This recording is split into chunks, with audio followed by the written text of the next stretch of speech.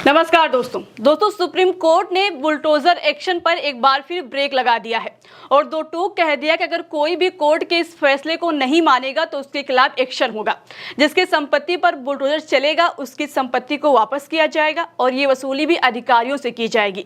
यानी कुल मिलाकर कोर्ट ने देश के उन राज्यों की सरकार को साफ शब्दों में नसीहत दी है जहां पर कानूनी कार्रवाई की बजाय बुलडोजर एक्शन पर कार्रवाई होती है। चलिए दोस्तों जान लीजिए कि कोर्ट में सुनवाई के दौरान क्या क्या हुआ। दोस्तों सुप्रीम कोर्ट में बुलडोजर एक्शन के खिलाफ जमीयत उलेमा ए हिंद की तरफ से एक याचिका दायर की गई थी, जिस पर जस्टिस बी.आर. गवई और जस्टिस विश्वनाथन की बेंच ने सुनवाई की और फैसला सुरक्षित रख लिया। इस दौरान जस्टिस गवई ने कहा कि चाहे वह मंदिर हो, दरगाह हो या कोई अन्य धार्मिक स्थल, अगर यह सार्वजनिक सुरक्षा में बाधा डालता है और पब्लिक प्लेस पर है तो इसे हटाना जरूरी है। लेकिन अगर दो अवैध ढांचे हैं और सिर्फ एक पर कार्रवाई की जाती है तो यह भेदभाव का सवाल उठाता है। इसके अलावा सुप्रीम कोर्ट में सार्वजनिक स्थानों पर धार्मिक ढांचों को हटाने के मामलों में सावधानी बरतने की बात भी कही गई है। जस्टिस गवई ने साफ शब्दों में कहा है कि तोड़फोड़ सिर्फ इसलिए नहीं की जा सकती है क्योंकि कोई व्यक्ति आरोपी या दोषी है। अगर किसी व्यक्ति का मकान या अन्य किसी चीज को तोड़ना है तो तोड़फोड़ के आदेश को पारित करने से पहले उसे समय दिया जाना चाहिए। जस्टिस गवई ने बताया कि हर साल 4 से 5 लाख डिमोलिशन की कार्रवाई होती है और पिछले कई सालों में यही आंकड़ा रहा है। दोस्तों कोर्ट ने यह भी कहा है कि बुलडोजर एक्शन कार्रवाई तो हो जाती है लेकिन उसके बाद महिलाओं, बुजुर्गों और बच्चों को सड़कों पर देखने को मिलता है, जो कि बहुत दुखद है।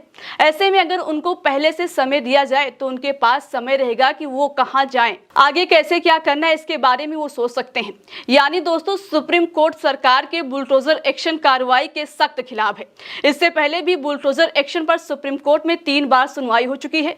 पहली सुनवाई 2 सितंबर को हुई थी। तब कोर्ट ने कहा था कि भले ही कोई दोषी क्यों ना हो, फिर भी कानूनी प्रक्रिया का पालन किए बिना ऐसा नहीं किया जा सकता है। इसके बाद 12 सितंबर को भी सुनवाई हुई थी जिसमें कहा गया था कि बुलडोजर एक्शन देश के कानूनों पर बुलडोजर चलाने जैसा है।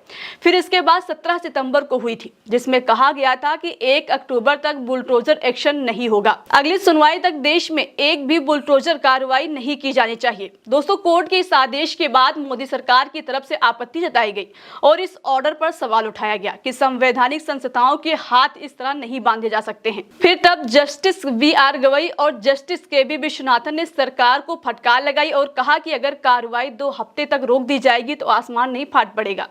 हालांकि दोस्तों 17 सितंबर के आदेश का असर यूपी में देखने को नहीं मिला। फर्रुखाबाद के नवाबगंज में 13 परिवारों का बसा बसाया घर कुछ ही घंटों में उजाड़ दिया गया। दरअसल दोस्तों यह घटना नवाबगंज ब्लॉक क्षेत्र के गांव उखरा का है, जहां पर 28 सितंबर की शाम 18 मकान पर और 29 सितंबर की सुबह 5 मकान पर यूपी सरकार का बुलडोजर चला। दोस्तों बड़ी बात यह है कि ये 23 मकान जिन पर बुलडोजर की कार्रवाई हुई ये सभी यादव परिवार के थे जो 50 साल से यहाँ रह रहे थे। बताया गया कि ये सभी बंजर जमीन पर घर बनाकर रह रहे थे। लेकिन दोस्तों ऐसा था तो 50 साल से सरकार कहाँ थी? अगर घर ढहाना ही था तो कम से कम लोगों को समय दिया जाता। जबकि कार्रवाई को रोकने के लिए बुलडोजर के सामने महिलाएं खड़ी हो गई थी और मोहलत मांगी थी, लेकिन अधिकारियों ने उनकी एक नहीं सुनी और बसा बसाया घर उजाड़ दिया। दोस्तों तस्वीरों में आप साफ देख सकते हैं कि ये लोग लग्जरी लाइफ नहीं जीते हैं, ना ही लग्जरी घर है, लेकिन फिर भी समय ना देकर कार्रवाई की गई। फिलहाल अब देखना होगा कि सुप्रीम कोर्ट क्या बुलडोजर एक्शन पर हमेशा के लिए रोक लगाती है। इस खबर पर आपकी क्या है राय? अपनी राय हमें कमेंट कर जरूर बताएं।